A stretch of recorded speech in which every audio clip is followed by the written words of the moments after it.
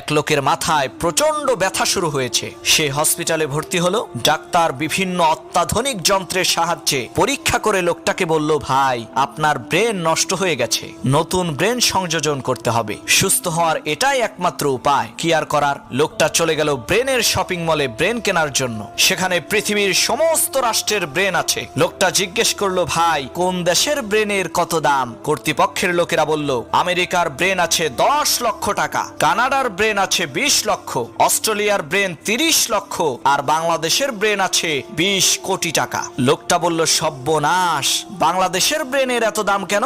তখন কর্তৃপক্ষের লোকেরা বলল, ভাই অন্যান্য দেশের লোকেরা তো ব্রেন ব্যবহার করেছে, যার কারণে সেই ব্রেনগুলোর কার্যক্ষমতা নষ্ট হয়ে গেছে, আর বাংলাদেশের লোকেরা তো ব্রেন ব্যবহার করেনি, একেবারে ইনটেক, যার কারণে এর কার্যক্ষমতা পরিপূর্ণ ঠিক আছে। তাই জিনিস যেটা ভালো, দাম তার একটু বেশি।